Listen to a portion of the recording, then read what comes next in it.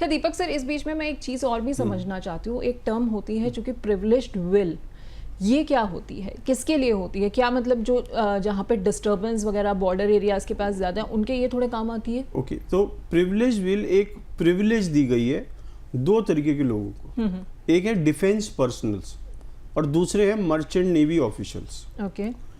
युद्ध के समय या आपातकाल के समय इन दोनों लोगों को लॉ ने ये प्रिविलेज दी है कि आप एक ओरल विल बना सकते हो। ठीक है। सपोज एक सैनिक है, वो युद्ध के समय है या किसी ऑपरेशन में है, टेररिस्ट एंटी टेररिस्ट ऑपरेशन में है, जहाँ पे उसे लगता है कि मेरी जान को खतरा है, तो वो अपने कोलीग को बताए कि अगर मेरी मृत्यु हो जाए तो मेरी संपत्ति ऐसे बांट दीजिएगा। ठीक है। अब ये वैलिड विल है। ये इस अगर आज मैं बनाना चाहूँ एज अ नॉर्मल इंडियन, ये मेरे लिए वैलिड नहीं है। मेरे लिए मौखिक विल या ओरल विल वैलिड नहीं है। पर सोल्जर और मर्चेंट नेवी ऑफिशियल्स को ये लॉ ने प्रिविलेज दी है कि आपकी ओरल विल भी वैलिड है। इस विल को प्रिविलेज विल कहते हैं। जिस सैनिक ने ये सुनी और जो बच गया, सपोज उसने अपने 3-4 दोस्तों को बताया, जो उस टाइम कोलीग्स को बताया, उनमें से एक बच गया, उसको अगले 2 महीने में अपने हायर ऑफिशियल को बताना पड़ेगा इसकी मृत्यु के बाद कि इसने मृत्यु के समय इन लोगों को ये अपनी संपत्ति देने को कहा। जैसे ही वो हायर ऑफिशियल इसको नोट करेगा, ये विल वैलिड हो जाएगी। राइट? तो ये प्रिविलेज जो दी गई है खाली डिफेंस प्रोफेशनल्स, और डिफेंस प्रोफेशनल्स में पैरामिलिट्री फोर्सेस भी आ जाती हैं। ओके। राइट? तो डिफेंस का मतलब वो सारा हो गया जो उस तरीके से काम करते हैं।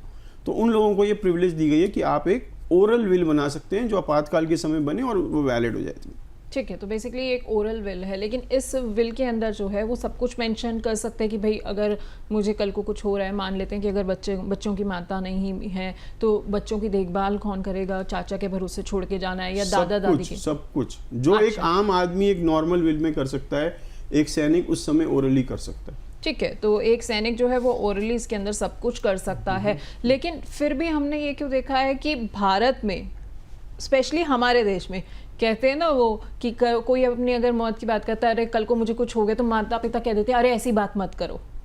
अगर हम घर पे किसी को बोलेंगे कि आज मुझे विल बनानी है, तो लोगों में ना एक डर आ जाता है, क्यों, तुम्हें क्या हुआ है, तुम अच्छी खासी तो हो, तुम्हें क्यों अपनी विल बनाने की जरूरत? ये डर क्यों है हम लोगों में इतना ज्यादा? चाहे वो कोई भी व्यक्ति हो, मुझे लगता है बॉर्डर के आसपास भी जो इतने लोग रहते होंगे उनके घरों में भी इसी तरीके की बातें होती होंगी।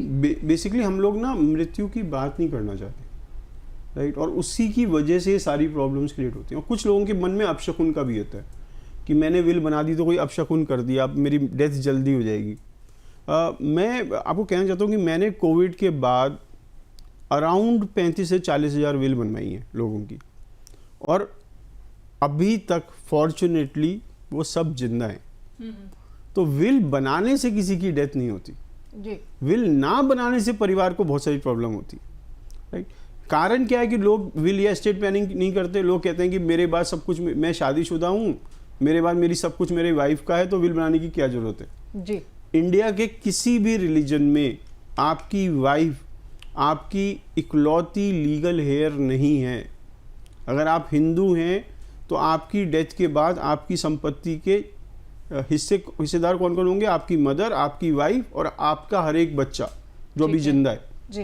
राइट? अगर आप मुस्लिम हैं तो वाइफ, दोनों पेरेंट्स और बच्चे। क्रिश्चियन है, वाइफ और बच्चे। तो क्या किसी भी रिलीजन में आपकी वाइफ आपके बाद सोल लीगल हेयर है? नहीं है। पर क्या अगर मैं आपसे पूछूं कि सपोज आपकी डेथ हो जाती है, तो आपके पास 2 ऑप्शन है। पहला ऑप्शन है आपकी संपत्ति पहले वाइफ पे जाए फिर बच्चों पे जाए, ठीक है, और दूसरा ऑप्शन है अभी सब में बढ़ जाए। इन दोनों में से आपको कौन सा अच्छा लगता है? और अगर आप कहते हैं पहले वाइफ पे जाए फिर बच्चों पे जाए, तो विल बनाना कंपलसरी है। नहीं बनाओगे तो सबको बराबर मिल जाएगा।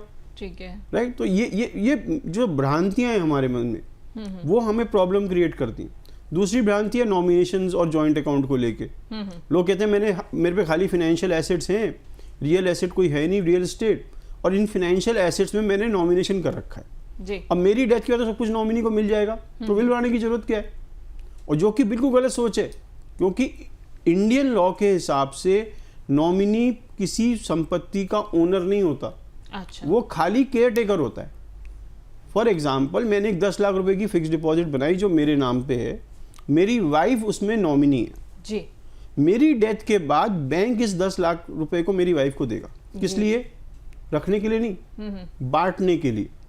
और मेरी वाइफ को ये मेरे लीगल हेयर्स में बांटना पड़ेगा अगर विल नहीं होगी।